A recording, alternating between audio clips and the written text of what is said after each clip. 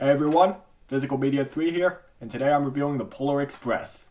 In 1985, author Chris Van Allsburg wrote a short story called The Polar Express, which became notable for its relaxing storyline and detailed illustrations. Eventually, co-executive producer Tom Hanks bought the rights to make a movie based on the book, with Robert Zemeckis hired to direct as well as co-write and co-produce.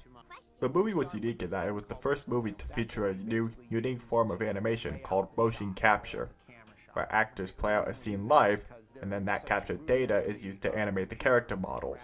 Nowadays, it's used primarily in live-action movies to add human characteristics to animated characters to fit in better with the live settings. But there was a time when trying to apply it to animated movies was all the rage, and then it quickly fizzled out when it lost its appeal with audiences, as they believed it just looked uncanny. And sadly, this movie came under scrutiny for that as well. When it first came out, while it did well at the box office, it received mixed reviews for the animation being seen as uncanny. Nowadays, it's divisive whether it's a modern Christmas classic or just a dated product of its time. Which carriage am I on? Let's find out.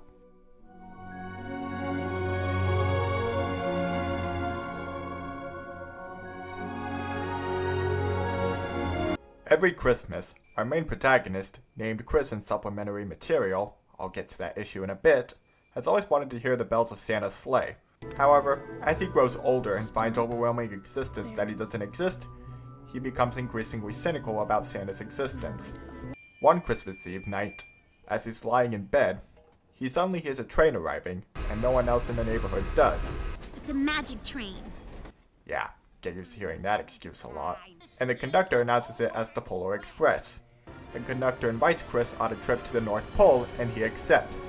Along the way, he encounters various odd children, and gets into scrapes as well. While the actual plot is straightforward, the storytelling feels a little all over the place. This is a common problem with trying to expand a short story into something suited for an hour and a half. Often, no matter how accurately you try to adapt the story, the inevitable padding that will come will risk slowing down the story. While some scenes do well in keeping the original story's message strong, and others do lead to nice scenes of character growth, other scenes just feel like Robert Zemeckis was trying to show off the capabilities of motion capture technology. Still better than many other attempts, as at least they're entertaining to watch, but they can still feel unnecessary at times. And illogical. Like, why is there a scene where the Polar Express is stuck on a frozen lake, and it somehow doesn't crack the ice like a piece of train equipment does? It's a magic train. Even with the roller coaster scene, at least it was mentioned in brief passing in the book. The character arcs, on the other hand, are handled more effectively. While I feel the conductor is a little bland, though not as much as in the book, and the less said about the know-it-all kid the better, the rest I'd say are handled pretty decently. Chris's arc of believing does make him more interesting than in the book. Bill's got a pretty sweet one, and Holly's arc of learning to be more confident in herself is also awesome. I especially love this scene towards the end when Chris asks her if she's sure for the third time, and she just gives him a look that just screams that she's done with this bullshit. Of course, this would feel much sweeter if the characters were actually given names. I understand that the characters are meant to feel like anyone could step into their shoes, but even other Avatar characters canonically have names that are explicitly stated. And before anyone says that it's just like the book, it was a short story with first-person narration. The lack of names made sense there, but this is an hour-and-a-half adventure. They really couldn't explicitly name-drop Chris's name on the list at the start, or at least mention the names in the credits. Not to mention it's also inconsistent with other characters that are explicitly named like Smokey and Steamer.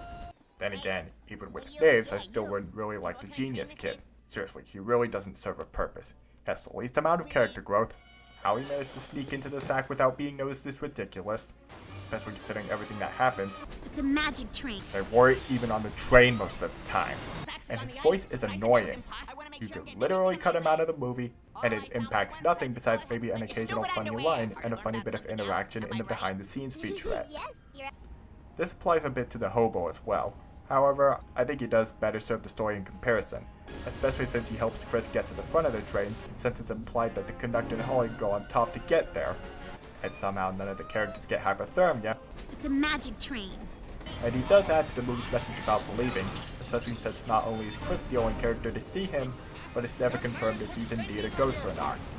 although the deleted scene of Smokey and Steamer singing that goes into his backstory would confirm it, as well as show that people other than Chris know of his existence, so I'm glad it was cut.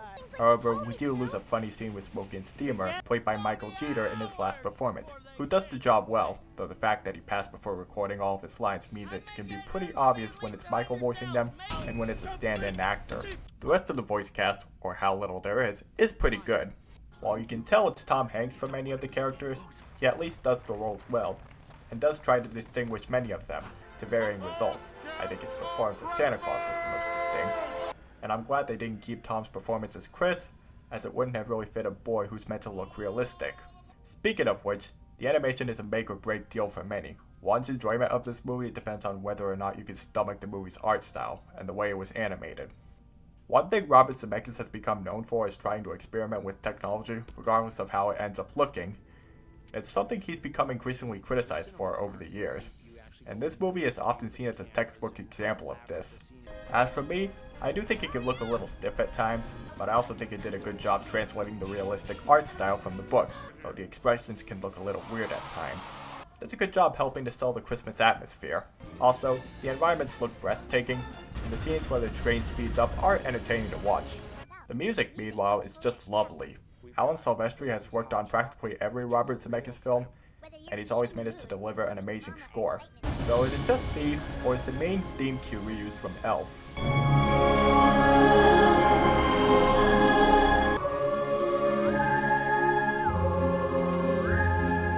Either way, the music is appropriate and fits each scene, from the action to the ending. Speaking of which, after the main trio is found alongside the know-it-all kid, Santa Claus finally comes out, but Chris can't see him due to his lack of belief, so he finds it within himself to finally believe at last. And he finally hears the ringing of a bell from Santa's sleigh, and finally meets him. Afterward, Chris is picked to be given the first gift of Christmas, and the train heads home, where Chris finds out he lost his bell. Once Billy returns home to find the present from Santa, a nice cap on his character arc, the train returns Chris home, and he wakes up wondering if the whole experience was a dream. He finds the bell and a letter from Mr. C, and the movie ends with Chris still believing in Santa Claus, with a nice emotional ending shot of the bell, and a nice song called Believe by Josh Groban. Overall, I'd say The Polar Express is a nice experience. While the animation does look weird and stiff at times, the pacing is uneven, some scenes were unnecessary, and the know-it-all kid was annoying, I'd say most of the animation is beautiful, the music is quite lovely, the voice acting is really good, most of the character arcs are pretty decent, the message was mostly strong, and the story wrapped up quite nicely. Oh, for fuck's sake! I'd say it's a really good movie to watch on Christmas Eve. I think this is where I'd like to get off. Alright everyone, going on break again to focus on college. Not sure what I'll do next, but I should have an answer soon. Until then, later.